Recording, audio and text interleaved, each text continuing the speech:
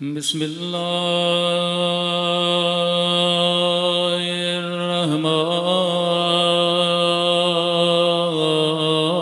الرحمن الرحيم الحمد لله رب العالمين الحمد لله كما هو أهله الصلاة والسلام على سيد المرسلين وخاتم النبيين أبي القاسم محمد اللهم صل على محمد وعلى آله الطيبين الطاهرين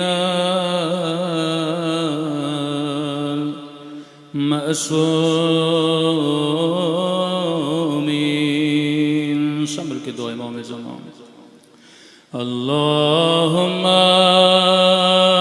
كل وليك حجة ابن الحسن صلواتك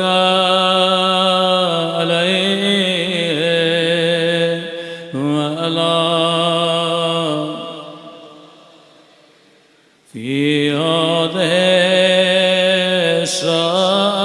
الساعة وفي كل وليا وحافظا وقائدا وناصرا ودليلا حتى تسكنه أرضك طوعا وتمتعه فيها طويلا برحمتك يا أرحم الراحمين صلوات پڑھیں محمد وآلہ محمد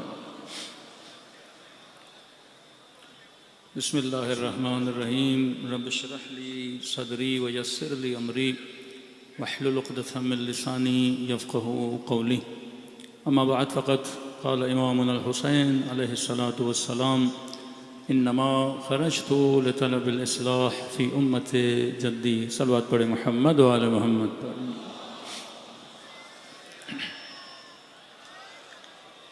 دعا ہے پروردگار عالم ہم سب کی عبادتوں کو اپنی بارگاہ عالی میں قبول فرمائے اور جو مقصد زندگی مقصد عبادت لے کر اس فرش عزاء ابا عبداللہ پہ تشریف لائے خدا ان مقاصد میں ہم سب کو کامیابیاں کامرانیاں نصیب فرما دے مسلسل آپ کی خدمت میں عرض کر رہے ہیں عنوان عاشوراء اور معاشرے کی اصلاح یا اصلاح معاشرہ عاشوراء محرم عزاداری اس کی بنیاد اہل بیت نے ڈالی اور یہ مجالس اس لیے رکھی جاتی ہیں تاکہ ہمارے معاشرے کے اندر اصلاح پیدا ہو جائے یہ کوئی کسی خاص اور صرف یاد کا پروگرام نہیں ہے کہ جس طرح علامہ اقبال کی برسی رکھی جائے کسی شاعر کی کسی ایکٹر کی کسی گلوکار کی کسی بہت بڑے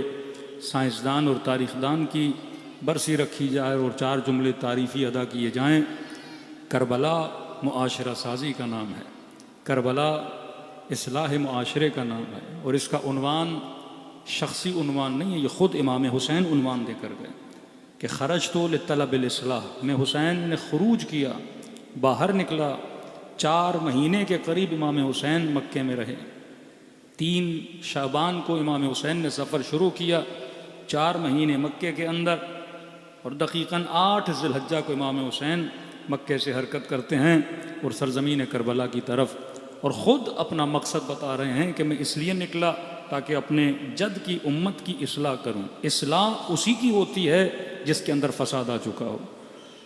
آپ کے بدن کے اندر گندگی ہے، نہاتے وقت آپ کیا کرتے ہیں؟ اصلاح کرتے ہیں۔ کسی نے معصوم سے پوچھا کہ مولا مجھے موت سے بڑا خوف ہے، موت سے بڑا ڈر لگتا ہے، تو امام نے اسے یہی مثال دی۔ امام نے فرمایا اگر تمہارے بدن پر گندگی لگی ہو، گندے زخم ہوں جو تجھے تکلیف دے رہے ہیں، لیکن اگر تجھے بولا جائے کسی حمام میں تجھے بھیجا جا رہا ہے، نہانے کے بعد وہ ساری گندگیاں، وہ سارے زخم تمہارے دور ہو جائیں گے، تو کیا اس نہانے سے ڈرو گے یا اس سے تجھے تسکین ملے گی؟ کہ مولا اگر ایسا شاور، ایک ایسا حمام ہو جس میں جانے سے بدن کے سارے زخم ختم ہو جائیں تو میں تو نہانا پسند کروں گا۔ تو معصوم نے فرمایا مومن کے لیے موت حمام کی طرح ہے، جس طرح بدن سے روح نکلتی ہے اس کی ساری تکلیفیں کیا ہو جاتی ہیں؟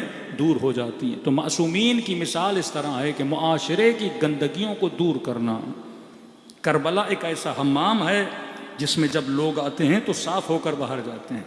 اس حمام میں اگر حر آیا تو حر جنتی بن کے باہر گیا۔ یہاں پہ جناب زہیر ابن قین آئے، جنتی بن کر گئے۔ جناب وہب کلبی آئے، جنتی بن کے گئے۔ جناب بریر، جناب یزید ابن سبیت، بڑے بڑے اصحاب اکرام جو امام حسین سے ملا انہیں جنت ملی۔ تو فرمایا اگر معاشرہ بچانا چاہتے ہو تو عاشورہ ضروری ہے۔ یہ کلمات صرف امام خمینی کے ایسے نہیں کہ محرم اور سفر کی وجہ سے اسلام زندہ ہے، یہ محرم اور سفر ہے جو آپ کے سماج کو بتاتا ہے۔ ابھی اعلان آپ دیکھ سکتے ہیں، ایک مسلمانوں کا سماج ہے لیکن اس سماج میں ظالم سے لڑنے کی ہمت نہیں ہے، ظالم کی للکار کی ہمت نہیں ہے۔ ایک وہ سماج ہے جس کو آپ شیعہ سماج بولتے ہیں، اور ہر شیعہ سماج نہیں، وہ شیعہ سماج جس نے کربلا سے کچھ سیکھا ہے، وہ شیعہ سماج جس نے کربلا سے ظالم کے مقابلے میں ڈٹنا سیکھا ہے، وہ شیعہ سماج جس نے یہ سیکھا ہے کہ اپنی تعداد کو نہ دیکھا کرو، اپنے حوصلے کو دیکھا کرو، رب کے توکل کو دیکھا کرو۔ امام حسین 100 لوگوں کے ساتھ مد مقابل 30,000 کا لشکر ہے۔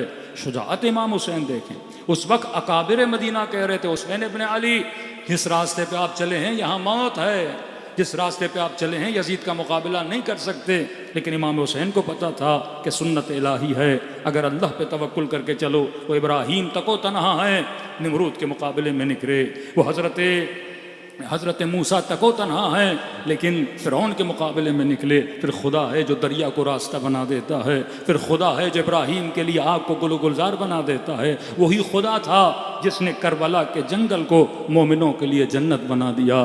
آج لاکھوں کی تعداد میں لوگ کربلا جاتے ہیں، کتنے لوگ ہیں جو اس کربلا کی وجہ سے جن کی دنیا بھی سنور جاتی ہے، آخرت بھی سنور جاتی ہے۔ تو یاد رکھیے عاشورہ سماج سازی کا نام ہے، عاشورہ معاشرہ سازی کا نام۔ اب مولا فرماتے خرجت الاصلاح امت جدی، اب اس امت کی میں اصلاح کرنا چاہتا ہوں۔ اگر کوئی امت ہے، کوئی معاشرہ ہے تو معاشرے کے اندر فیملی بھی ہے، معاشرے کے اندر اسکولز بھی ہیں، معاشرے کے اندر لباس بھی ہے، معاشرے کے اندر غذا بھی ہے، معاشرے کے اندر یہ فرد بھی ہے جس کی انٹرنل اصلاح ہونا ضروری ہے، اور یہ ہر اصلاح معصومین علیہ السلام نے کی ہے۔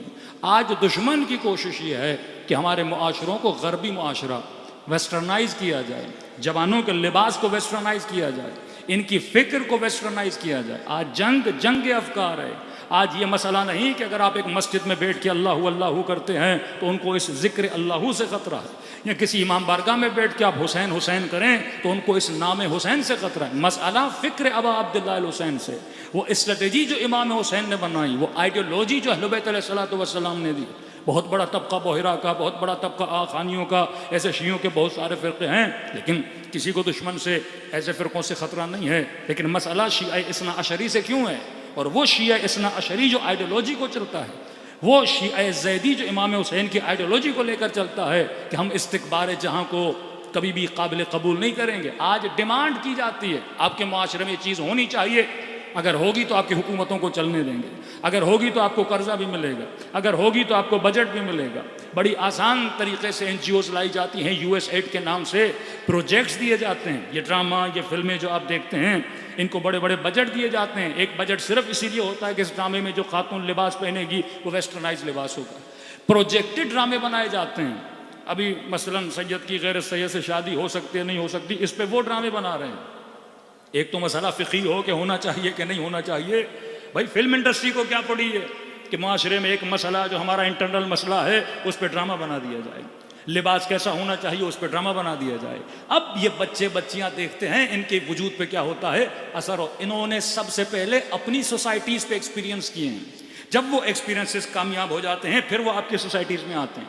یہ خطرہ جو امام حسین اس زمانے میں محسوس کر رہے تھے کہ اگر یزید اور نظام فسق اور نظام طاغوت کے مقابلے میں نہیں آؤ گے، اگر حاکم اور حکمران کی ذہنیت غلامانہ ذہنیت بن گئی، اگر وہ سرونٹ بن گئے، یہ ماڈرن سلیوری کا مطلب کیا ہے کہ ذہنی غلامی جو ٹی وی کے ذریعے سے، میڈیا کے ذریعے سے، سوشل میڈیا کے ذریعے سے جوانوں کے ذہنوں کو کنٹرول کیا جاتا ہے۔ آپ کی بچی اگر کسی لباس کو پسند کرتی ہے تو ایسے تو نہیں کر رہی، اس کے سب کانشیس میں کوئی چیز ڈالی گئی ہے۔ آپ کا بیٹا اگر کسی چیز کو، یہ پسند اور ناپسند کی بنیاد کیا ہے؟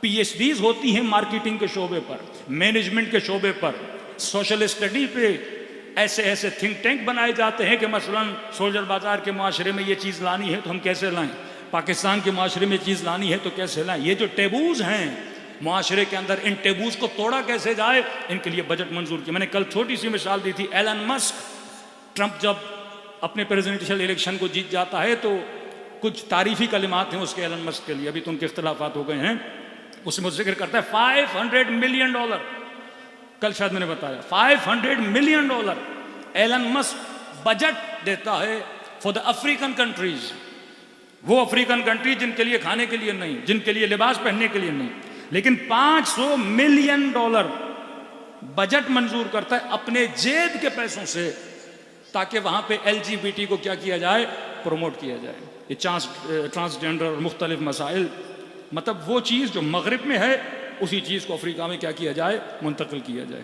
یہی انڈیا جن کے لوگوں نے ریزسٹنس دکھائی کہ بھائی ہم نہیں کرنے دیں گے، ان کی پارلیمنٹ نے قانون منظور کر دیا۔ اب ایسے ملک جو ان چیزوں کو، مطلب جو اپنی اقدار کو کھوتے جاتے ہیں، ہندو کے مذہب میں اس چیز کی اجازت نہیں ہے، ان کا ریلیجن اس کی اجازت نہیں دیتا، بٹ ان کی گورنمنٹ قانون کو پاس کر دیتی ہے۔ ایون وہاں کے جو UK کے لوگ ہیں، جرمنز کے لوگ ہیں، ریفرنڈم کروائے جاتے ہیں، پہلے لوگوں کی ذہن سازی کی جاتی ہے، پھر کہتے ہیں کہ ہم ریفرنڈم کروا رہے ہیں، پھر اکثریت ووٹ ڈال دیتی ہے، پھر اس قانون کو کیا کیا جاتا ہے، منظور کیا جاتا ہے۔ پہلے معاشرے کو بے دین بناؤ، اب معاشرہ بے دین تو بن گیا، پر اپنی اقدار کو کیسے چھوڑے؟ پاکستانی خاتون اگر بے دین بھی بن جائے لیکن اس کی ثقافت، اس کا لباس، اس کا کلچر، وہ اس کو کیسے چھوڑے؟ اس کو چھڑوانے کے لیے پھر قانون منظور کر دیے جاتے ہیں، پھر ایسے لوگوں کو ٹی ویز پہ لایا جاتا ہے، ایسے لوگوں کو بڑی بڑی پوسٹوں پہ بٹھایا جاتا ہے، ایسے بد کردار لوگوں کو معاشرے کے لیے برینڈ بنا کے پیش کیا جاتا ہے تاکہ آج کی نسلیں کیا کریں، اس کو فالو کریں۔ یہ کربلا اگر نہ ہو، یہ عاشورہ اگر نہ ہو، یہ مجالس ابا عبداللہ نہ ہو تو ہمارے گھروں سے غیرت ختم ہو جائے، ہمارے گھروں سے حیا ختم ہو جائے، ہمارے گھروں سے چادر ختم ہو جائے، ہمارے گھروں سے تہذیب سیدہ زینب ختم ہو جائے۔ یہ مجلسیں ہمیں تہذیب اور معاشرے کو مہذب بنانے کے لیے ہیں۔ تبھی ہم نے عرض کی 10 عین میں نے آپ کی خدمت میں رکھے کہ کربلا عقل کو شارپ کرتی ہے، کربلا علم بڑھاتی ہے، کربلا مقام عبرت پہ لاتی ہے، کربلا دشمن شناسی سکھاتی ہے، کربلا ہمارے ایموشنز کو صحیح سمت میں لا کے کھڑا کر دیتی ہے، کربلا ہمارے عقائد کو مضبوط کرتی ہے، کربلا ہمیں بتاتی ہے کہ اہل بیت علیہ الصلوۃ والسلام سے علم لینا ہے اور اس علم پہ کیا کرنا ہے، عمل کرنا ہے۔ آج اصلاح معاشرے پہ میں بعد میں آؤں گا، اصلاح فیملی پہ بات کرتا ہوں، جس پہ قرآن نے بھی گفتگو کی ہے اور اہل بیت علیہ الصلوۃ والسلام نے بھی صلوات پڑھے، محمد و آل محمد۔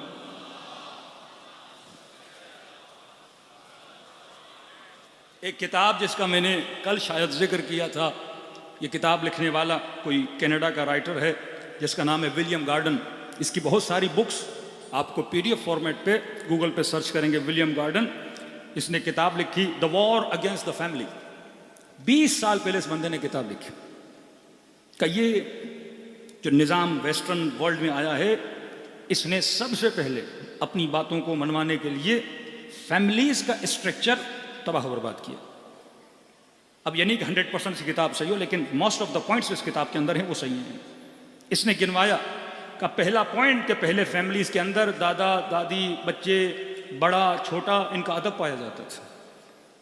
انہوں نے فیملی کے نظام کو تباہ کرنے کے لیے، کیونکہ ایک فیملی مقدس تبھی رہتی ہے جب اس کا تعلق کیا ہو، مقدس ہو، اور مقدس تعلق تب بنتا ہے جب مرد اور عورت اپنا تعلق نکاح کے ذریعے سے آپس میں جوڑیں. خفیہ تعلقات، چھپے ہوئے تعلقات، اس میں معاشرے کا کوئی خوف نہیں ہوتا. لیکن جب ایک نکاح ہوتا ہے، امام بارگاہ ہو یا کسی ہال میں ہو، کہیں پر بھی ہو، 10 لوگ شرکت کرتے ہیں، پوری دنیا کو پتہ چلتا ہے یہ مرد اور عورت آپس میں کیا ہو گئے ہیں؟ محرم ہو گئے ہیں. کہ انہوں نے سب سے پہلے شرعی شادیوں کو معاشرے میں ختم کرنا شروع کر دیا. ایسے ایسے قوانین بنائے کہ بندہ 10 بار سوچے کہ میں شادی کروں کہ نہ کروں. اس کے بجائے کہ رشتہ ازدواج کو آسان کیا جائے جوان نسل کے لیے، انہوں نے اتنا مشکل کر دیا کہ آپ ٹی وی میں دیکھتے ہیں مہنگی مہنگی شادیاں. تو اب ظاہر ہے ایسی شادیوں کو دیکھ کے وہ جوان خاتون، وہ جوان مرد یا جوان بچہ ہو، اس کے دل میں کیا پیدا ہوگا؟ خواہش پیدا ہوگی کہ اب میں بھی چاہتا ہوں کہ میری شادی ایسی ہو، اتنا بڑا جہیز ہو، اتنا بڑا فنکشن ہو، اتنے بڑے فوٹوگرافر ہوں. اب اس کے اندر کیا پیدا ہوتی جا رہی؟ خواہشیں پیدا ہوتی جا رہی ہیں نا. اب اس کو والد کہ بیٹا مسجد میں نکاح ہو جائے گا، اس کے بعد گھر چلے جانا، اتنے پیسے ہیں اپنی زندگی پہ لگانا، ایک آدھی گاڑی لے لینا، اپنے کاروبار پہ لگا دیں. لیکن نہیں، اس نے دکھانا ہے اپنے دوستوں کو. سوشل میڈیا کا زمانہ کہ بندہ کھانا بھی کھائے تو فوٹو لے، بندہ گھومنے بھی جائے تو فوٹو لے، پھر کہ مولانا اولادیں بیمار ہو گئیں، نظر لگ گئی، یہ ہو گیا. اسلام میں منع ہے تبرج جاہلی، اسلام میں منع ہے ریاکاری. کسی مومن نے کہا مولانا ہم تو فوٹو نہیں لیتے لیکن اپنی بیگم سے بڑے پریشان ہیں. مطلب ٹیبل پہ کھانے کو ہاتھ نہیں لگانے دیتی، پہلے کہتی ہیں فوٹو نکالنا ہے اور ہم نے انسٹاگرام پہ یا مختلف پوسٹ پہ فوٹو کو ڈالنا ہے. یہ فکر غلط ہے. معاشرے میں ہر چیز کو دکھانا، گھر کی 4 دیواریوں کو اب ہر بندے کے لیے کھول دینا. جوان غمگین ہے، پوسٹ ڈالتا ہے میں غمگین ہوں. معصوم فرماتے ہیں اپنی عزت کا خیال کر، عزت نفس. کربلا ہمیں عزت سکھاتی ہے، سیلف ریسپیکٹ. مولا فرماتے ہیں اپنے دل کا حال ہر کسی کو نہ بتایا کر، اپنا غم ہر کسی کو نہ بتایا کر. رشتوں میں درار پیدا ہو گئی، بزنس میں نقصان ہوا، کوئی بھی مسئلہ ہے، گھر کے اندر جھگڑا ہو گیا، یہ ہر کسی کے سامنے اپنے دل کا سفرہ نہ کھولا کر. 4 لوگوں کو بات بتاؤ گے، کوئی تمہارے مسئلے کا سلوشن تو تمہیں دے نہیں سکتا. بیٹھ کے باتیں سنیں گے، اس کے بعد کس کے پیچھے باتیں بنائیں گے؟ تمہارے پیچھے باتیں بنائیں گے. فرمایا منع ہے سختی سے. معصوم فرماتے ہیں اپنے نفس کو کسی کے سامنے ذلیل نہ کیا کر، اپنی پریشانیاں بتا کر، اپنے گھر کے پرابلمز بتا کر، یہاں تک کہ اپنی عیب، اپنی برائیاں، اپنے گناہ اپنے دوست کے ساتھ بھی ذکر نہ کیا کر. کہ خدا سخت ناراض ہوتا ہے. اللہ کی بات آتی ہے جب میں ستار العیوب ہوں، تمہارے گناہوں کو چھپاتا ہوں، تو کیوں اپنے گناہوں کو لوگوں کو بتاتا ہے؟ گناہ تمہارا تب تک چھپا رہے گا جب تک تم نے لوگوں کو چھپا کے رکھا ہے. فرمایا وہ راز کیسا جو کسی کو بتا دو. بڑا فارسی کا پیارا جملہ ہے کہ عارف سر میدہد سر نمیدہد. جو مقام معرفت پر ہے وہ سر تو کٹا دیتا ہے پر اپنا راز کبھی لوگوں کو بتاتا نہیں ہے. اپنے رازوں کو رب کے سامنے رکھا کر. تو پہلی چیز جو اہل بیت علیہ الصلوۃ والسلام سکھاتے ہیں وہ اپنے وجود کی عزت کا خیال رکھنا. انہوں نے فیملیز کو تباہ کرنے کے لیے، تباہ و برباد کرنے کے لیے یہ رشتوں کو، شادی کو اتنا مشکل بنا دیا. اب یہ جوان مجبور ہے کیا کرنے کے لیے؟ گناہ کرنے کے لیے، جس کو بولتے ہیں وائٹ میرجز. یہ مختلف مسلمان ملکوں میں نوجوان گیا کوئی فلیٹ لے لیا. آج آپ ڈیفینس کی طرف، کلفٹن کی طرف جائیں گے، سینکڑوں ایسی بچیاں ہیں، سینکڑوں ایسے جوان ہیں جو تک و تنہا رہ رہے ہیں، اپنے کرائے پہ فلیٹس لے لی ہیں والدین کو چھوڑ کے، اور وہیں پہ کانسیپٹ آف گرل فرینڈ اور بوائے فرینڈ. اسلام میں یہ کانسیپٹ ہے ہی نہیں. آج کتنی آسانی سے آپ سوشل چھوٹے چھوٹے کلپس دیکھتے ہیں، یہ نوجوان بناتے ہیں. مطلب یہ لفظ اتنا کامن ہو چکا کہ یہ میری گرل فرینڈ ہے، وہ کہ میرے بوائے فرینڈ ہے. فیملیز کے اندر یہ چیز آ گئی. کیونکہ آج جب اپنی بچیوں کو کو ایجوکیشن میں بھیجو گے، مسئلہ یہ ہے کہ آپ یہ چاہتے ہو کہ آپ بچے کو پانی میں بھی بھیجو لیکن اس کا بدن گیلا نہ ہو. امپاسبل ہے. اسلام قاعدہ بتاتا ہے، قانون بتاتا ہے. اگر قاعدے قانون پہ عمل کیا بچو گے، اگر قاعدے قانون پہ عمل نہ کیا، بڑے سے بڑے مجتہد بھی ہو، بڑے سے بڑے آیت اللہ بھی ہو، بچنے کا کوئی امکان نہیں ہے. قانون محرم اور نہ محرم، قانون مکس گیدرنگ حرام ہے اسلام میں. کیا مولانا کزن ہیں، خالہ زاد ہیں، چچا زاد ہیں، مامو زاد ہیں، اپنی جگہ. لیکن جب کوئی نامحرم ہے ہاتھ ملانا، جب کوئی نامحرم ہے بالغ ہونے کے بعد اپنے بالوں کو ظاہر کرنا، اسلام میں حرام ہے. فرمایا اپنی لمٹس کو، اپنے اسپیس کو رکھو. یہ نہیں کہ بد اخلاقی پہ اتر آؤ، یہ نہیں کہ قطع رحم پہ اتر آؤ. سلام دو اپنی جگہ پہ، لیکن فرمایا نامحرم سے زیادہ بات کرنا، ان تعلقات کا. اگر اس قانون کو توڑو گے تو گناہ میں پڑو گے. یہ 100% ہے. یہ ہو ہی نہیں سکتا کہ گناہ میں نہ پڑو. اگر بچی کو کسی کو ایجوکیشن میں بھیج رہے ہو، تم نے اللہ کا قانون توڑا ہے. مولانا مجبوری ہے کیا کرے، اس پہ قانون توڑا ہے آپ نے. اگر اس قانون کو توڑو گے، پیچھے سے تربیت پہ نہیں ہے، باپ صبح سے شام تک بزنس کے پیچھے، ماں صبح سے شام تک یا کچن میں یا ڈراموں میں، اب اولاد کی تربیت کون کرے گا؟ اولاد کو دے دیا ہم نے اسکولز کے حوالے، اولاد کو دے دیا غلط ٹیچرز کے حوالے، اولاد کو دے دیا غلط دوستوں کے حوالے۔ اب یہ دوست ہے، کبھی اسی کا برتھ ڈے، کبھی اسی کی پارٹی، کبھی یہاں وہاں۔ اب ظاہر ہے بندہ ملے گا تو چار باتیں ہوتی ہیں، سوشل سرکل بنتا ہے، پھر دوستیاں بنتی ہیں، پھر انہی کے بعد آج ایسے ایسے کیسز آتے ہیں۔ مولانا بیٹی کو سمجھائیے، کسی لڑکے کو پسند کر لیا، ماں باپ کی نہیں سن رہی، اب کسی بھی صورت میں کہتی ہیں شادی کراؤ یا خود کو مار دوں گی۔ میں نے کہا اب تو سمجھانا دور ہے، دل ایک بار گرفتار ہو گیا، بڑے سے بڑا حکیم بھی اس کا علاج نہیں کر سکتا۔ جب آگ اس کے وجود کو لگ گئی، اب اس آگ کو کوئی بجھا نہیں، علاج پہلے ہے، کینسر ہو گیا، اب کیا کرو گے؟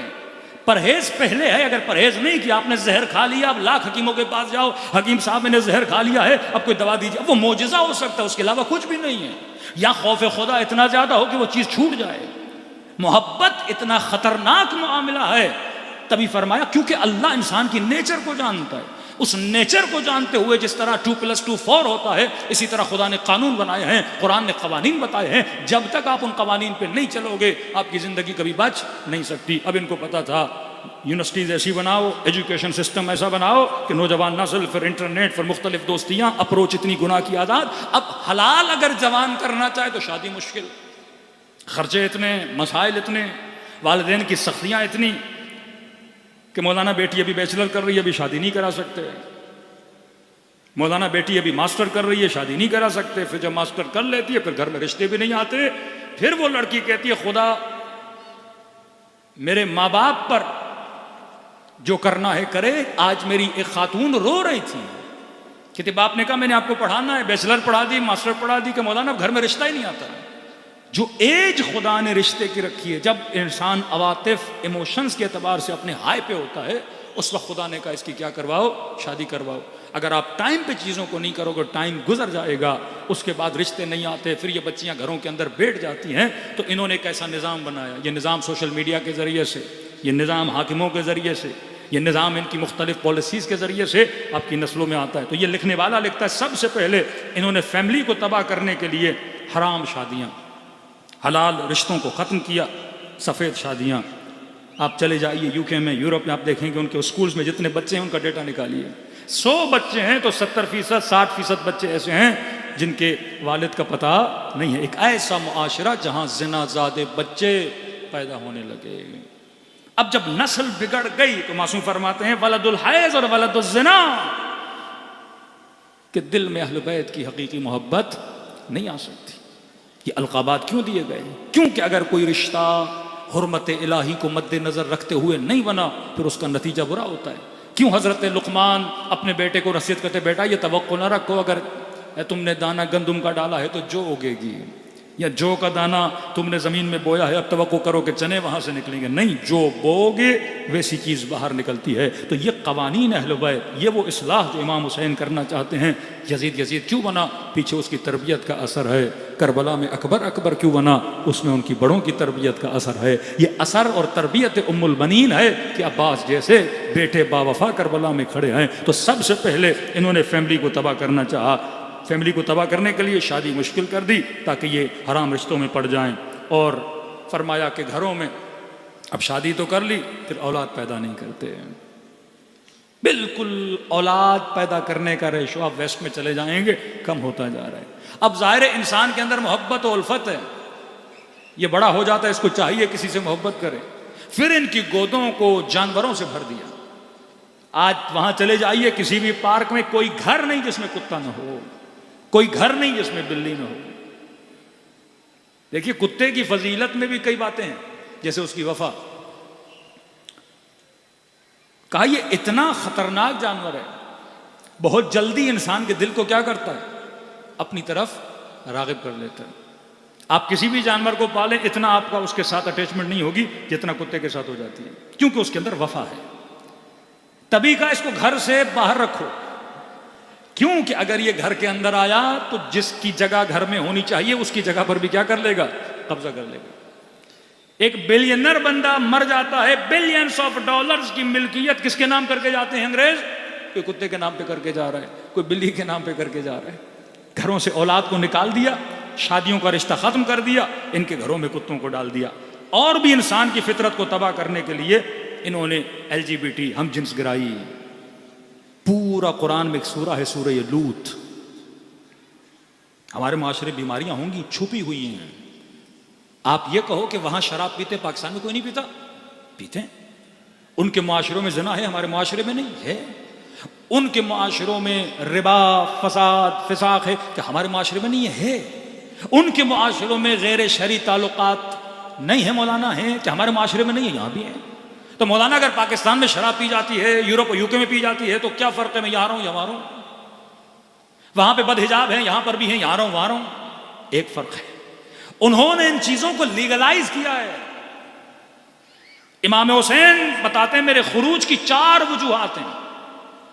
ایک وجہ فرماتے ہیں معالم الاسلام، میں حسین اس لیے خروج کر رہا ہوں کہ جو اسلام کا علم ہے، جو اسلام کی حرمت ہے، جو اسلام کی نشانیاں ہیں، وہ معاشرے سے ختم ہوتی جا رہی ہیں. مسلم معاشرے میں اسلام کی نشانی مسجد، اسلام کی نشانی حجاب، اسلام کی نشانی عیدوں کو منانا، قربانی کا کرنا، یہ نشانیاں ہیں. جلوس آپ نکالتے ہو، یہ ایک شیعہ سولجر بازار میں اگر شیعہ رہتے ہیں تو یہاں مجلس ہوگی، یہاں پہ نوحہ ہوگا، یہاں پہ جلوس نکلے گا.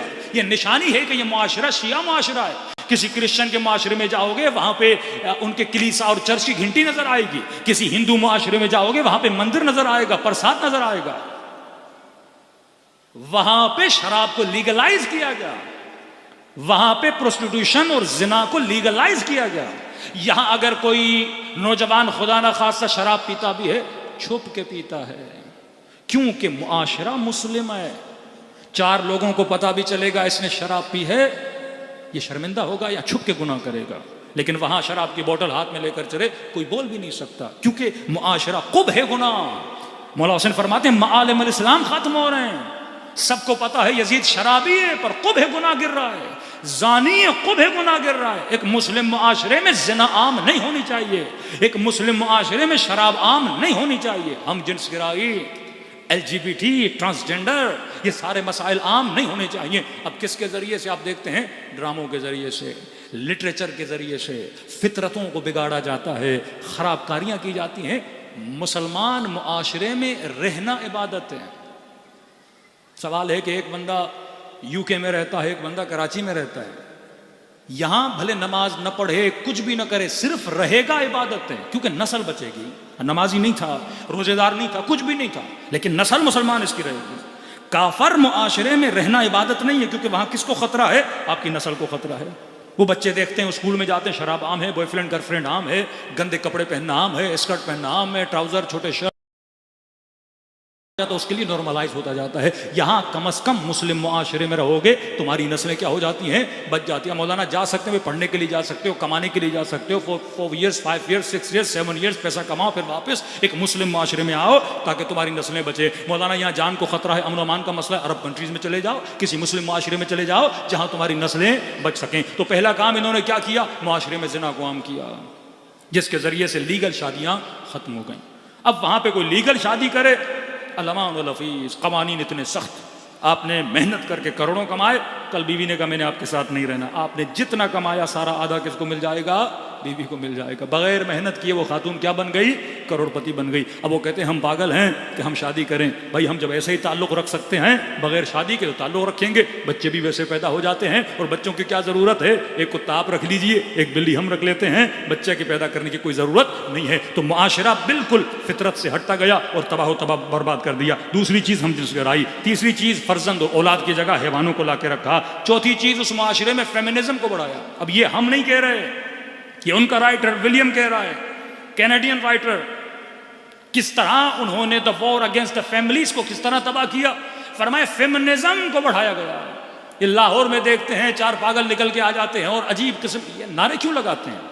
تاکہ قبح گر جائے، بے حیائی عام ہو جائے. اگر ان کے اگینسٹ کوئی بات بھی کرتا ہے، آپ دیکھیں سوشل میڈیا کی، یہ لوگ سیلیبریٹیز کا ایک بہت بڑا ٹاپک ہے. اگر کوئی بندہ سیلیبریٹی بن جاتا ہے، ایک ہمارے مشہور نوح خان ہم سے ملے کسی جگہ پہ سفر میں، کہ مولانا بڑی سخت گفتگو کرتے ہیں نوح خانوں کے لیے. میں نے کہا سخت اسی لیے ہے کیونکہ آپ سیلیبریٹی ہو، آپ برینڈ ہو.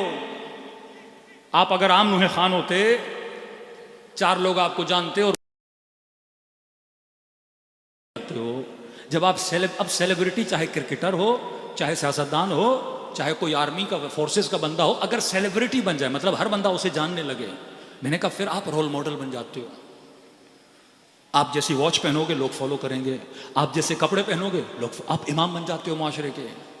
رول ماڈل کا مطلب سب سے پہلے دشمن سیلیبریٹیز کو خریدتا ہے. کوک بیچنی ہے، پیپسی بیچنی ہے، آپ کے پاس نہیں آئیں گے. 1 کروڑ لے کے جائیں گے کسی کرکٹر کے پاس، جناب آپ اپنی شرٹ پہ ہمارا لوگو لگائیے. چنگم آپ نے چبانا ہے تو ہمارا، کپڑے پہننے ہیں تو ہماری کمپنی کا بیٹ آپ نے ہاتھ میں رکھنا ہے، کیونکہ آپ celebrity who, people will follow you, لوگ اس کو فالو کریں گے. اسی طرح جب ایک نوح خان سیلیبریٹی بن جاتا ہے تو لوگ اس کو فالو کرتے ہیں. میں نے کہا آپ اگر غلطی کرو گے تو آپ نوجوانوں کو بگاڑ رہے ہو. آپ کا لباس، آپ کے بال، آپ کے اسٹائل، آپ کا بولنا، آپ کا کردار، آپ کی رفتار ایسا ہونا چاہیے کہ لوگوں کو فیل ہو کہ کس کے ماننے والے ہو، اہل بیت علیہ الصلوۃ والسلام. میں اکثر نوجوانوں کو جس نوح خان کی مثال دیتا ہوں، محمد رسول ایران کا بہت پیارا نوح خان ہے. آپ دیکھیں نوحہ پڑتا ہے، چہرے سے غم، بال دیکھو بکھرے ہوئے. اب ایک میک اپ ہوتا ہے خود کو خوبصورت کرنے کے لیے، ایک میک اپ ہوتا ہے ایام عزا اور عزا کو اپنے چہرے پہ عیاں کرنے کے لیے. امام رضا فرماتے ہیں نا، سر پہ خاک، گریباں چاک، سر سے امامہ اترا ہوا، پاؤں میں جوتیاں نہیں، وابن الشبیب، دیکھ ہر دیکھنے والا. امام نے ایک ایسا حلیہ بنایا کہ ہر دیکھنے والا پوچھ رہا تھا فرزند رسول کیا ہوا. ایک میں نے نوحہ دیکھا انہی نوح خان کا، محمد رسولی کا، انہوں نے اپنے ہونٹوں پہ خاک لگائی ہوئی تھی تربت امام حسین کی، اور وہ ہونٹ بالکل خشک ہو گئے تھے، اور وہ نوحہ کس کا پڑھ رہے تھے؟ جناب علی اصغر کا نوحہ پڑھ رہے. اب دیکھنے والے کو فیل ہو رہا تھا جب علی اصغر پیاسے تھے تو ان کے ہونٹوں کے اوپر کیسی خشکی ہوگی. اپنی ذات کو نمایاں نہیں کر رہا، وہ عزاء امام حسین کو کیا کر رہا ہے؟ نمایاں کر رہا ہے. یہاں ہیں کئی نوجوان، نوح خان، احمد رضا ناصری ماشاءاللہ بڑی شاعری کا انتخاب اچھا کرتے ہیں، کئی ایسے نوح خان ہیں دوسرے بھی جو واقعاً دقت کے ساتھ نوحیں پڑھتے ہیں کہ ہم نے خط دینی ہے، ہم نے لوگوں کو ایک جگہ سے اٹھا کے ان کی فکر کو دوسری جگہ پہ لے کر جانا ہے. رہبر معظم فرماتے ہیں تمہارے نوحوں میں عرفان ہونا چاہیے، تمہاری تقاریر میں عرفان. عرفان کا مطلب کلام معصومین بتاؤ اور لوگوں کو عبور کرواؤ. جہاں ان کی فکر رکی ہوئی ہے ایک جگہ سے فکر کو اٹھا کے دوسری جگہ پر لے کر جاؤ. کل یہ جوان شادی کرے گا، اس نے ایک نسل بنانی ہے. یہ خاتون جو مجلس میں آ کر بیٹھی، اس نے ماں بننا ہے، اس نے ایک بیٹی کی تربیت کرنی ہے. یہ باپ جو باہر کمانے جا رہا ہے، اس نے رزق حلال اپنے بچوں کے شکم میں ڈالنا ہے، ایک ایسی روزی اپنے بچوں کے شکم میں ڈالنی ہے کہ یہ بچے معیار بن سکیں، امام زمانہ کے لیے زمین ظہور کو فراہم کر سکیں. ظہور کیسے ہوگا؟ جب تک وہ معاشرہ حسینی نہیں بنے گا. مولا کو کیسے جوان چاہیے؟ ایسے جوان علیہ باللہ جو نشوں میں پڑے ہوئے ہوں، جو مختلف نشوں میں، گھٹکوں میں، مختلف چیزوں میں. ایک جوان کو سوچنا چاہیے میں اپنی زبان کو، اپنے منہ کو کن چیزوں میں انوالو کر رہا ہوں. ایک خاتون کو سوچنا چاہیے جب میں فرش عزا پہ جا رہی ہوں کون سا لباس، قیامت آتی ہے اپنے بال کو چھپانے میں. اتنی سخت حدیث معراج، اگر وقت ملا چند جملے پڑھیں گے کہ آپ سنیں کہ رسول خدا فرماتے ہیں میں نے کن عالم میں ان عورتوں کو دیکھا جو اپنے جسم کو لوگوں کے لیے باعث زینت بناتی ہیں، نمائش بناتی ہیں. 60-70 سال کی زندگی ہم اگر اطاعت اہل بیت نہ کر سکیں پھر اس زندگی کا کوئی فائدہ نہیں ہے. تو فرمایا پہلے انہوں نے غیر شرعی شادیاں، فرزند چھین لیے، ان کی جگہ پہ حیوانات کو لا لیا، ہم جنس گرائی کو عام کر دیا تاکہ یہ مرد شادی نہ کریں. آج آپ جاتے ہیں کسی ٹرین میں، میٹرو میں آپ جاتے ہیں، یورپ آپ چلے جائیں گے، آپ کو 10 لوگ کھڑے ہوئے نظر آئیں گے، 2-3 ایسے کھڑے آئیں گے جو قوم لوط سے ان کا تعلق ہے. یہ بیماری کو عام کیا جا رہا ہے، ان لوگوں کو پروموٹ کیا جا رہا ہے. کن کے ذریعے سے؟ سیلیبریٹیز کے ذریعے. جب آپ برانڈ بنتے ہو، سیلیبریٹی بنتے ہو تو آپ کی ذمہ داری 100 گنا. اچھا کام کرتے ہو خدا 100 گنا اجر دے گا، برا کام کرو گے لوگ برے بن جائیں گے.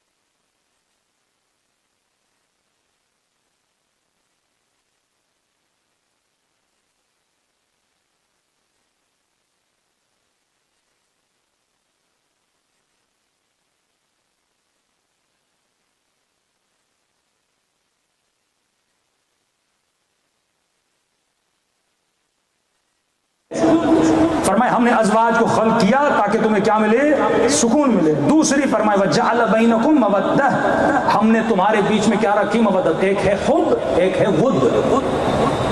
من مات علی حب آل محمد قل لا اسألکم علی اجرا الا المودۃ فی القربى. حب ہے یک طرفہ، آپ کسی سے محبت کرتے وہ آپ سے نہیں کرتا، اسے کہتے ہیں حب. ہو سکتا ہے شوہر بیوی سے محبت کرے، بیوی اتنی نہ کرے. آپ اولاد سے کریں، اولاد نہ فرمان ہو، آپ سے نہ کرے. آپ بھائی سے کرو، بھائی آپ سے نہ کرے. آپ فلاں مومن سے محبت کرو، وہ نہ کرے، اسے کہتے ہیں حب. حب یک طرفہ ہے. ہمیں کہا کہ آل رسول سے کیا کرو؟ مودت کرو. خدا کہتا ہے گھر مسکن باعث سکون. دوسرا کہتے ہیں وجعل بینکم، ہم نے تمہارے بیچ میں کیا رکھا؟ مودت رکھی. ود کہتے ہیں محبت دو طرفہ. وہ گھر کامیاب ہے جس میں دو طرفہ محبت ہو. یہ نہیں کہ آپ محبت کرو اگلا بندہ آپ سے محبت کرے. تیسری چیز وجعل بینکم مودۃ ورحمہ، مودت بھی رکھی اور خاندان اور گھر وہ ہوتا ہے جس کے اندر رحمت ہو. تین ورڈ آ گئے، حب، ود، رحمت. مطلب ایک خاندان کے اندر محبت ہو. محبت کا مطلب آپ کا چھوٹا بھائی آپ کا احترام نہیں کرتا لیکن آپ اس سے محبت کرو، چھوڑو نہیں. ماں دیکھ رہی ہے اولاد ہے نافرمان ہے، کوئی بات نہیں، ماں محبت نہیں چھوڑے گی. ایک مرتبہ خاندان بہت اچھا، اس کے اندر محبت بھی ہونی چاہیے. اگر دیکھو ماں محبت کر رہی ہے تو جواب کس سے جانا چاہیے؟ محبت سے جانا. تیسری چیز ہے رحمت. رحمت کا مطلب یہ ہے مثلاً آپ ایک رشتے میں تھے، دو بھائی تھے، کاروبار ساتھ کرتے تھے، کمائی ایکول آتی تھی، وہ اپنا حصہ لیتا تھا، آپ اپنا حصہ لیتے تھے، لیکن اچانک آپ کے بھائی کا ایکسیڈنٹ ہو گیا، خدا نہ خواستہ اپاہج ہو گیا یا بیمار ہو گیا. ڈاکٹر نے کہا 6 مہینے اس نے ریسٹ کرنی ہے. اللہ کہتا ہے اب اس فیملی کے اندر رحمت بھی ہونی چاہیے. پھر 6 مہینہ اسے کھلاؤ کیونکہ تیرا بھائی ہے. 6 مہینہ اپنی بہن کے بچوں کو پالو کیونکہ وہ یتیم ہو گئے ہیں. فیملی تب بنتی ہے جب اس کے اندر رحمت ہو. اگر وہ نہیں کما پا رہا تو اس کی مدد کر. اگر وہ تجھ سے محبت کرتا تو اس کے ساتھ بدلے میں کیا کر؟ مودت کر. چوتھی چیز فرمایا قرۃ اعین، جعلنا من ازواجنا وذریاتنا قرۃ اعین. قرۃ اعین کہتے ہیں آنکھوں کی ٹھنڈک. اس مہینے میں ماہ محرم میں تقریباً 2 محرم کو جناب زکریا نے دعا کی، اے خدا مجھے ایک بیٹا عطا کر. علماء فرماتے ہیں ماہ محرم میں حضرت زکریا کی نیت رکھے جو صاحبان اولاد نہیں ہیں وہ دعا کریں کہ خدا ہمیں حسین کے صدقے میں کیا عطا کر؟ اولاد عطا کر. اور خدا نے حضرت زکریا کو جناب یہی عطا کیا. تو کہا کہ یہ میرے لیے کیا ہے؟ قرۃ اعین ہے، آنکھوں کی ٹھنڈک. وہ خاندان جس کے اندر اولاد کیا ہو؟ آنکھوں کی ٹھنڈک ہو. پانچویں چیز فرمایا ہن لباس لکم وانتم لباس لہن. رشتہ تب بنتا ہے جب یہ ایک دوسرے کا کیا بنے؟ لباس بنے. شوہر بیوی کا لباس، بیوی شوہر کا لباس. اب لباس کی مثال کیوں دی؟ کوئی اور مثال دیتا قرآن مجید، لیکن یہ قرآن حکمت کی کتاب ہے. اللہ نے کون سی مثال دی؟ لباس. لباس انسان کے لیے باعث زینت ہے. آپ لباس کیوں پہنتے ہیں؟ کیونکہ آپ اس سے خوبصورت لگتے ہیں، جینٹل مین لگتے ہیں. اچھا لباس پہنیں گے، گندا لباس پہنیں گے آپ برے لگیں گے. فرمائے بیوی شوہر کا لباس، شوہر بیوی کا لباس. یہ گھر تب بنتا ہے جب ایک دوسرے کے لیے کیا بنو؟ باعث لباس بنو، ایک دوسرے کی خوبصورتی کا باعث بنو. دوسری چیز لباس کیا ہے؟ اگر گرمی کا موسم ہے تو میں نے نازک ابا پہنی ہوئی ہے.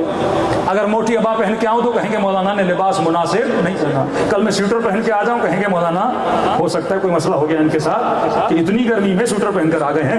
تو لباس متناسب بفصل، متناسب ہوتا ہے موسم کے ساتھ.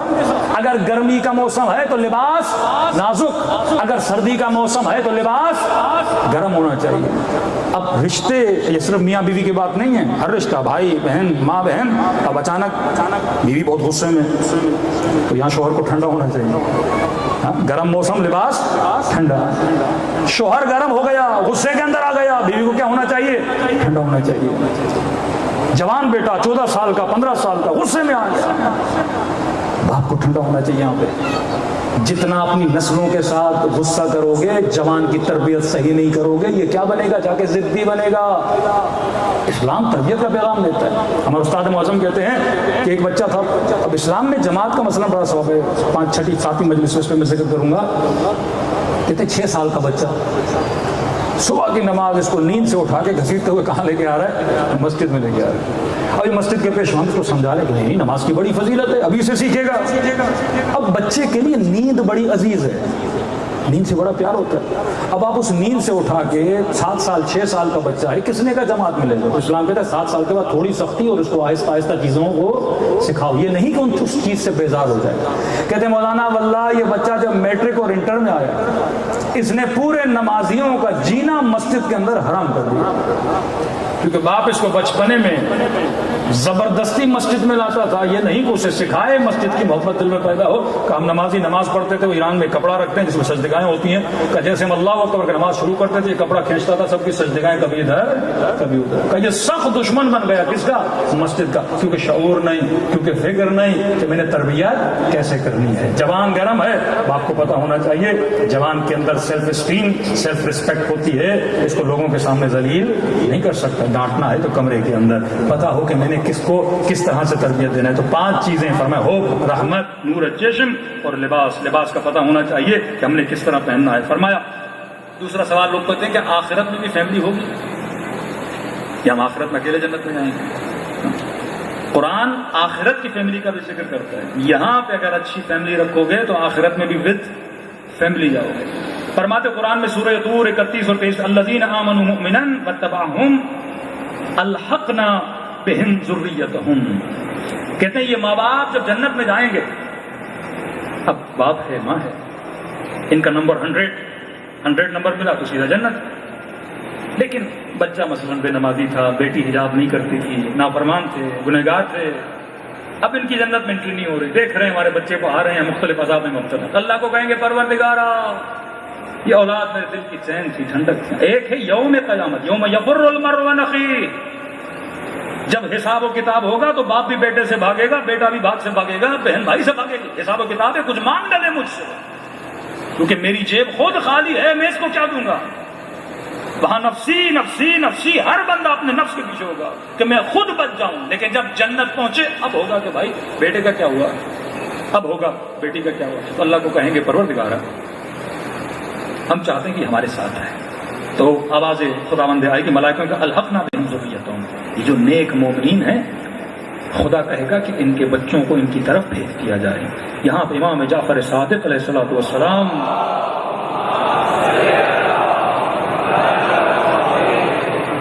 امام سے پوچھا گیا مولا یہ جو گنہگار بچے ہیں کیسے جائیں گے؟ کیا ان ماں باپ کا نمبر کم کیا جائے گا؟ ان کی نیکیاں بچوں کو دے کر اگر یہ 100 پر ہیں 10 نمبر بچوں کو دے کے پھر ان کو لایا جائے گا، یعنی ان کا مقام گھٹ جائے گا؟ امام فرمانے پروردگار عالم کیونکہ یہ خود نیک تھے ان کی وجہ سے ان کے بچوں پر ارفاق کریں گے، کہیں گے تمہاری وجہ سے میں ان کے گناہ کو نظر انداز کرتا ہوں اور تمہارے بچوں کو کہاں پہ بھیج دیتا ہوں؟ جنت میں بھیج دیتا ہوں۔ اب جنت میں ان جنتیوں کا حال کیسا ہوگا؟ فرمایا اقبل بعضهم على بعض يتساءلون، جس طرح بعض فیملیز پارک میں جاتے ہیں ایک دوسرے سے باتیں کرتے ہیں کہ اسی طرح یہ ایک دوسرے سے ملیں گے، آپس میں باتیں کریں گے۔ 2 فیملیز قرآن میں، پہلی فیملیز فرمایا قوا انفسکم واہلیکم نارا وقودها الناس والحجارہ، یہ اچھے لوگ، خود کو جہنم سے بچاؤ، اپنی نسلوں کو جہنم سے بچاؤ، اپنی نسلوں کو بدکاریوں سے بچاؤ، اور وہ جہنم جس کا وقودها الناس والحجارہ، جس جہنم کا ایندھن ہم پتھروں کو اور لوگوں کے بدن کو بنائیں گے، یہ ایندھن ہوگا، یہ پیٹرول ہوگا، یہ فیول ہوگا جہنم کا۔ جہنم کا فیول کوئی اور نہیں، یہ گنہگار انسانوں کا بدن ہے جو جہنم میں ڈالا جائے گا۔ اب فرمایا جس نے اپنے نسل کو اور بچوں کو جہنم سے بچایا وہ فیملی کون سی؟ وہ کربلا میں موجود ہے، اصحاب امام حسین ہے۔ مثال جناب یزید ابن سبیع بصرے کے رہنے والے، اللہ نے کئی بیٹے دیے لیکن 2 بیٹے ان کے ساتھ چلے، یہ نہیں کہ بیٹوں کو زبردستی کرتے، دعوت دی میں حسین کی مدد کے لیے جا رہا ہوں، 2 بیٹوں نے کہا بابا ہم آپ کا ساتھ دیں گے، چند لوگوں کے ساتھ مکے پہنچے، امام حسین کا ساتھ دیا، کربلا تک امام حسین کے ساتھ چلے۔ یوم عاشور اپنے بیٹوں کو جناب یزید ابن سبیع زیارت ناہیہ پڑھتے، السلام علیک یا یزید ابن سبیع وعلی ولدی عبداللہ و عبید اللہ، یہ کون سلام کرے؟ فرزند رسول۔ ہمارے استاد کہتے ہیں جب کربلا میں جاتا ہوں کہتے ہیں سارے لوگ امام حسین کے ذریعے پہ بڑا رش ہوتا ہے، جانا مشکل ہوتا ہے، تو کہتے ہیں مجھے پتا ہے امام حسین کے پاس رش بہت ہے کیونکہ اتنے لوگ امام حسین کے پاس جا رہے ہیں، تو کہتے ہیں میں چلا جاتا تھا جناب یزید ابن سبیع کے پاس اور کہا السلام علیکم یزید ابن سبیع، تم پر سلام ہو، تمہارے 2 بچوں پر سلام ہو۔ اب کا مولا حسین کے پاس رش بہت ہے، تمہارے پاس رش کم ہے۔ یہ بھی باب الحوائج ہے نا، اہل بیت نے اپنے اصحاب کو اپنا باب بنایا ہے، دروازے ہیں، تو میں نے کہا کہ امام حسین کے پاس رش بہت ہے، لوگ بہت گئے ہیں، آپ کیونکہ اصحاب امام حسین ہو تو یہاں رش کم ہے، تو میں اپنی حاجت آپ کے پاس لے کر آیا ہوں، کیونکہ آپ مولا حسین کے قریب ہو، میری حاجت امام حسین تک پہنچا دو تاکہ اللہ میری دعا کو کیا کرے؟ قبول کرے. پھر کہتے میں ان کے لیے 2 رکعت نماز پڑھتا تھا اور خدا میری حاجت روائی کر دیتا تھا. یہ وہ جن پہ امام حسین کیا کریں؟ سلام کریں. نام یزید ہے. جب لعنت بھیجیں تو یہ بھی ذہن میں رکھیں وہ یزید کون ہے اور یہ یزید کون ہیں. کچھ ایسے بھی تھے ہمارے یہاں جنگ کے کردار اور جنگ فکر و افکار ہے. انہوں نے قربانی دی. دوسری فیملی، ایک فیملی جس نے اپنے نفس کو بچایا، اپنی نسلوں کو بچایا اور جہنمی نہ بنے اور جنتی بنے، جیسے جناب یزید ابن سبیت ان کے بیٹے. دوسری فیملی ان الخاسرین الذین خسروا انفسهم واهلیہم. اللہ کہتا ہے بدبخت ہیں وہ لوگ جو خود بھی خسارے میں گئے، اپنی فیملیز کو بھی خسارے میں لے کر گئے. ان میں مثال ہے عمر سعد کی. اس کا بیٹا جوان بیٹا، اس کا بدبخت کا بیٹا حفص اب خود تو جہنمی بنا لیکن اپنے بیٹے کو بھی کربلا لے کر آیا.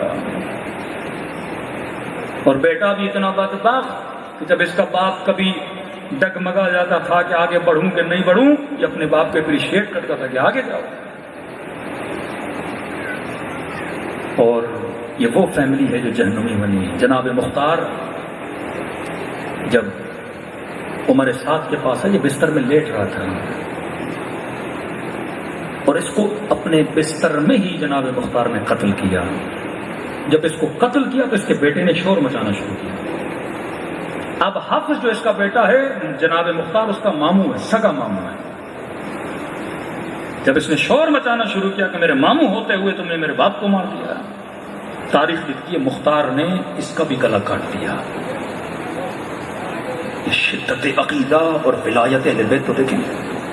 بہن کا بیٹا ہے لیکن کہا نہیں، دشمن حسین ہے تو میرا تم سے کوئی رشتہ نہیں ہے. اب ایک جگہ سر پڑا ہے جناب یزید ابن سبیت کا اور اس کے 2 بیٹوں کا، عبداللہ اور عبید اللہ. تصور کریں دوسری جگہ پہ سر پڑا ہے عمر سعد کا اور اس کے بیٹے کا حفص کا. یہ 2 فیملیاں ہیں، ایک جو جنت کی طرف روانہ ہوئے، دوسرے جو جہنم کی طرف بھیجے گئے. اگر مولا حسین کی مدد کرتا آج ان مجلسوں میں اس لئی پہ سلام بھیجے جاتے ہیں نا، دنیا یاد کرتی ہے اسے. لیکن اس نے خود کو کیا بنایا؟ جہنمی بنایا. کربلا یہ سکھاتی ہے کہ جنت کا راستہ کیا ہے، جہنم کا راستہ کیا ہے. ودن 3 ایئرز یہ مارا گیا، 3 سال کے اندر. 3 سال کی زندگی کے لیے اس نے حسین ابن علی کو چھوڑا. تو میرے عزیز، کربلا عاشورہ سازی، کربلا فیملیوں کی اصلاح، کربلا سماج کی اصلاح، کربلا ہمت، کربلا شجاعت کا نام ہے. آئیے دلوں کو اسی کربلا کی طرف روانہ کریں. عرض کریں امام حسین سے کہ مولا اگر کوئی نجاست غلاظت اس قلب کے اندر ہے تو ان دنوں کے صدقے میں ہمارے دلوں کو پاک فرما دے. ہماری نسلوں کو ایسا بنا جیسا حسین ابن علی ہماری نسلوں کو دیکھنا چاہتے ہیں. پر میں جب سلام کرو تو یہ تصور کرو یہ تیری زندگی کا آخری سلام ہے، یہ تیری زندگی کی آخری مجلس ہے. پھر وہ جو گریہ آنکھوں سے آتا ہے تیرے آنسوؤں کی خریدار جناب سیدہ بن جاتی. میرے چھٹے امام فرماتے بھی ذاکر نے مسائل پڑھے نہیں، پڑھنا چاہتا ہے. پر میں تو ابھی رویا نہیں، رونا چاہتا ہے. پر میں تم سب کے سروں کے پیچھے میری دادی زہرا کھڑی ہو جاتی ہے. دعا کے لیے ہاتھوں کو بلند کرتے ہیں. خدا یہ میرے حسین کا زہرا ہے، میں زہرا اس سے راضی، تو بھی اس سے راضی ہو گیا.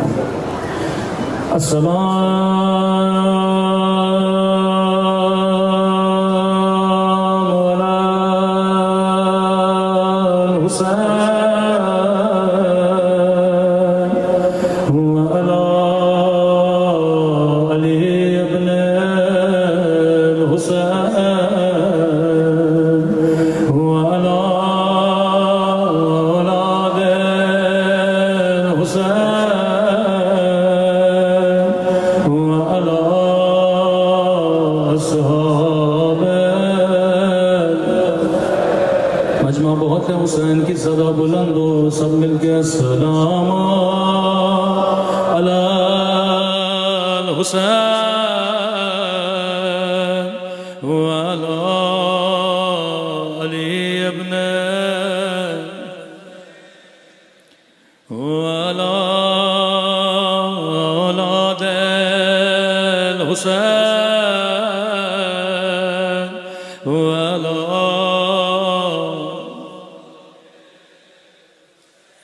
سب مل کے السلام علی حسین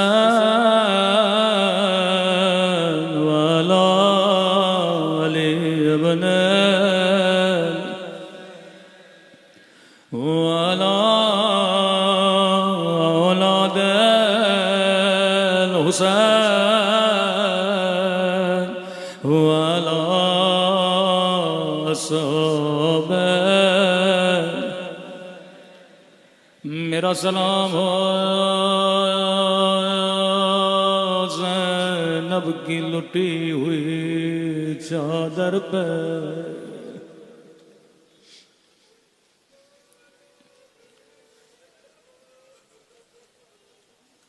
فرمایا ایسے سلام کرو جیسے سکینہ نے بابا کو سلام کیا تھا. چوتھے امام فرماتے میرے بابا کے بدن پہ 1000 زخموں سے زیادہ زخم تھے. سننے والے نے سنا، گھر گیا، اپنی انگلی سے پورے بدن پہ گننے لگا. صبح ہوئی، چوتھے امام کی خدمت میں آیا، کہنے لگا مولا میں نے پورے بدن پہ انگشت رکھی، گنا گئے، لیکن انسان کے بدن پہ اتنی جگہ نہیں کہ 1000 زخم آئے. میرے مولا کی آنکھوں میں آنسو آئے. فرمایا سچ کہتا ہے بدن پہ جگہ نہیں، لیکن میرے بابا کے بدن پہ 1000 سے زیادہ زخم تھے. کہ مولا وہ کیسے؟ فرمایا ربحون علی رب، ایک زخم کے اوپر دوسرا زخم تھا. جہاں کسی نے پتھر مارا وہیں پہ لعین تلوار ماری، وہیں پہ ظالم نے نیزہ مارا.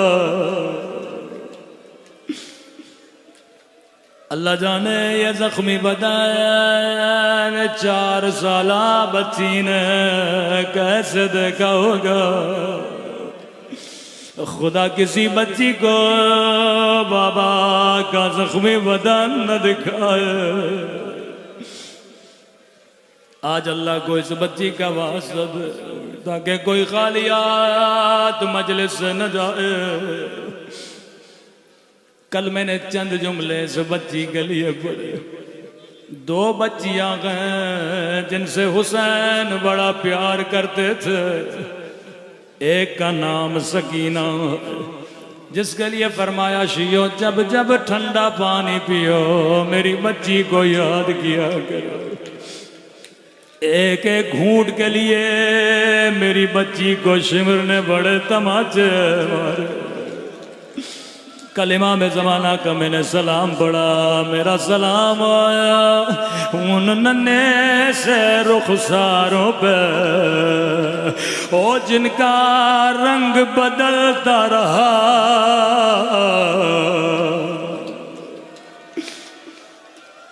جب جب ٹھنڈا پانی پیو میری سکینہ کو یاد کیا کرو.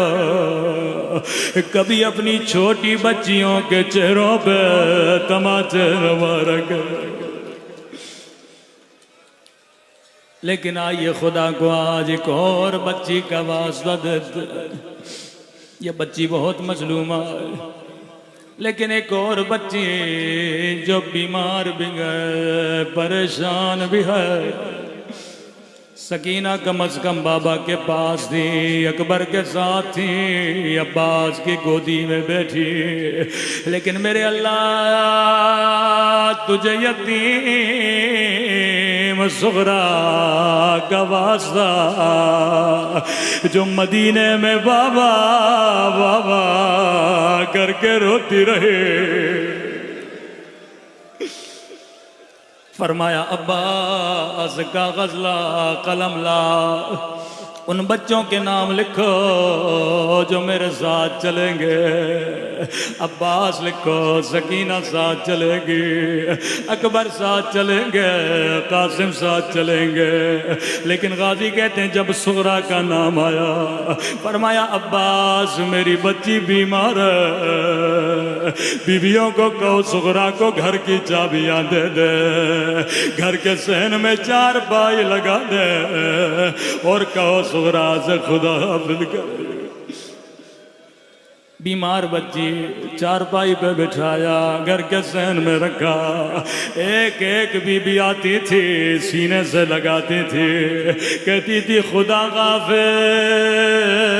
سغرا،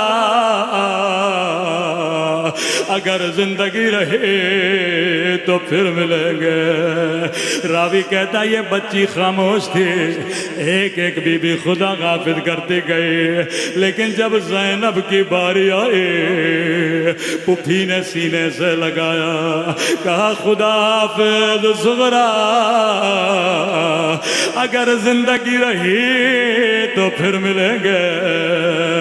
اب تک سغرا خاموش تھی، لیکن جب زینب نے کہا زندگی رہی ملیں گے، بچی نے دونوں باہیں پھوپھی کے گلے سے ڈال دی.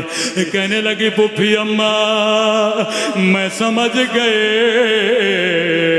اب میرا بابا واپس نہیں آئے گا، اب میرا اکبر واپس نہیں آئے گا.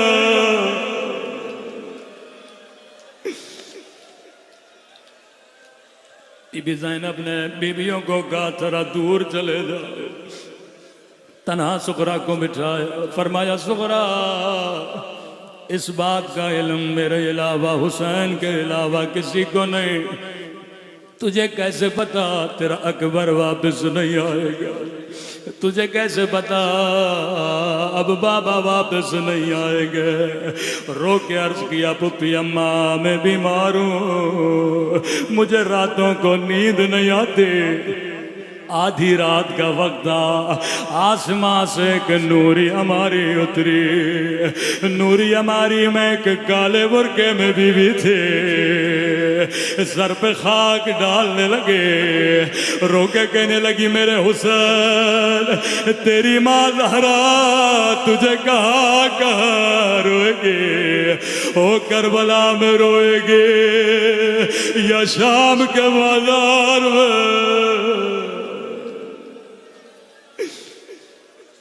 سیدہ زینب نے بڑا گریہ کیا، دوڑے دوڑے امام حسین کے پاس گئے. بھیا حسین اگر زغرا کے نہ جلنے کی وجہ اس کی بیماری ہے، میں زینب وعدہ کرتی ہوں اپنے ہاتھوں سے کھانا کھلاؤں گی، پورے سفر میں زغرا کا خیال رکھوں گی، لیکن اگر کوئی اور بجائے مجھے بتا دو. امام حسین نے فرمایا بہن زینب میرا بھی دل ہے زغرا کو ساتھ لے چلوں، لیکن زینب حسین کی مجبوری سمجھو. جتنے بچے ساتھ چل رہے ہیں کسی کی شکل بابا علی سے ملتی ہے، کسی کی شکل بھیا حسن سے ملتی ہے، کسی کی شکل نانا رسول سے ملتی ہے. او بہن زینب میں امام ہوں، علم غیب جانتا ہوں، میرے جانے کے بعد تیرے ہاتھوں میں رسیاں تجھے بازاروں میں لے جایا جائے گا، تجھے شرابی کے دربار میں.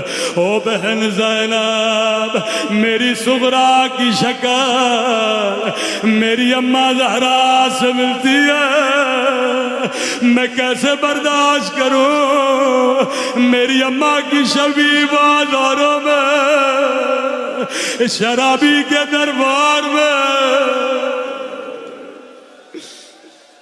اللہ لعنت اللہ علی القوم.